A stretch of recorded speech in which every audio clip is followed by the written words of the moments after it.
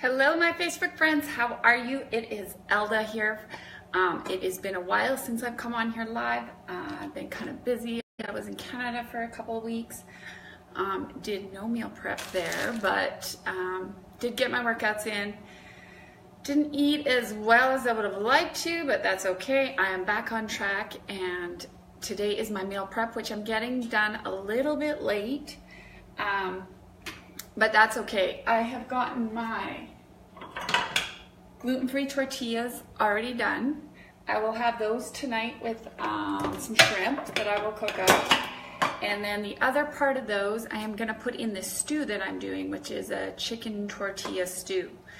I've got this recipe off of, it's called the Gracious Pantry, that I wanted to try. It got a lot of good reviews, so I wanted to give it a try.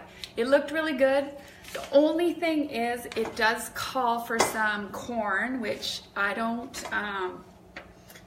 particularly love to eat corn, so I am going to take the corn out of this recipe, and I'm also going to add just a few of my own things in there, which I think will make it taste good. I'm sure it's a great recipe, but I always adjust my recipes.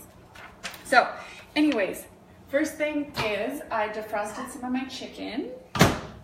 It was almost defrosted, but it had a little bit more to go. So I'm gonna do this in the slow cooker, but I'm gonna get it ready tonight so that tomorrow morning, hey Casey, how are you? Good to see you on here.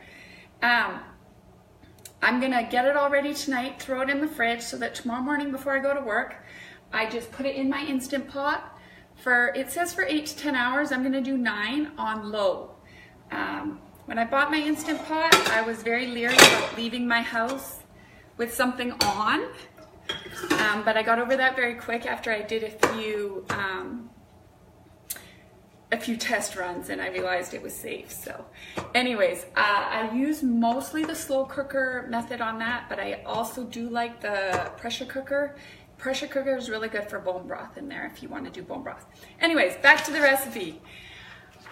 And yes, it's been forever since I've been on here, and I apologize, but I am back to making some recipes. So what I'm gonna do, this recipe calls for 1.5 pounds of raw chicken, which I put in there. It's a jar of your favorite clean salsa. There are so many out there. Some have different ingredients in them, so just check your ingredients. This is just all natural ingredients. Tomatoes, green bell peppers, onions, jalapenos, vinegar, salt, garlic, paprika, oregano. And I can't open the jar. Okay, hold on. Okay, but a good thing that I learned from my mom, or dad, I can't remember. If you can't get a jar open, just do this along the sides, and that kind of just takes care of the pressure under there. So I'm gonna throw a jar of salsa. Salsa has very few calories. It's pretty healthy for you, so you can add it on anything. I like to add it on my hard-boiled eggs, actually. So, jar in there. It asked for some corn, and like I said, I don't use corn, so what I did is I drained some black beans, and I always drain my beans because I don't like all that thick stuff they have on there. And then this is also from Trader Joe's, already cut up frozen green and red pepper. You don't have to use the frozen one. You can just cut up your own. This just makes it quick and easy for me. Throw that on top. And then that is pretty much all it asks for there on there. It does ask for the cut up tortillas. You can use corn tortillas if you want. I am not going to put those on until tomorrow morning when I put it in, and I will just cut these up in little pieces. One more thing that I am going to put are these little green chilies. That will just add a little bit of spice in there. And you just top it all on top of each other.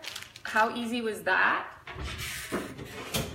That took all of about 5 minutes. It's in there. I'm going to cover this up, throw it in the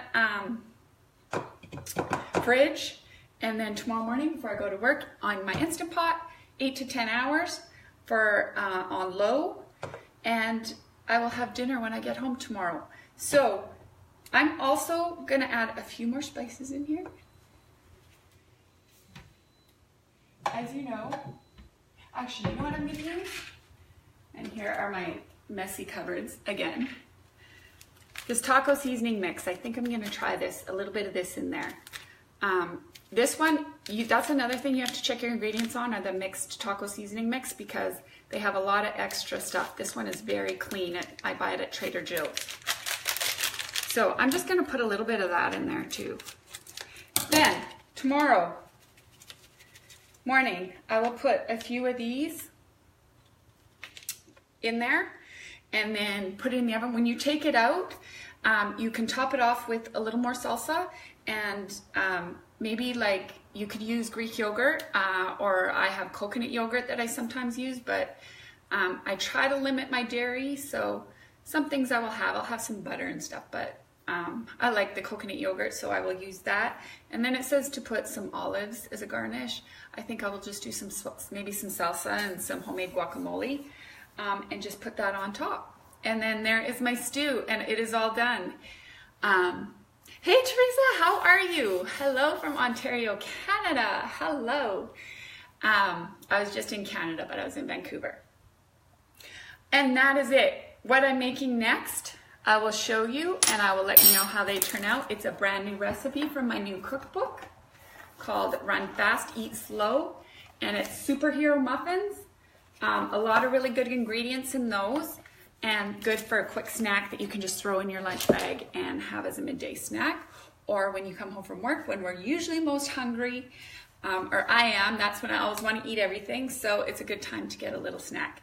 And that's it. I've already cut up my vegetables, put them in little baggies for my lunches, and I think that's all I've got done so far. So I still got a few things to do, but I wanted to share this recipe with you because it's so quick and it will feed a whole family. I will have leftovers for a few days.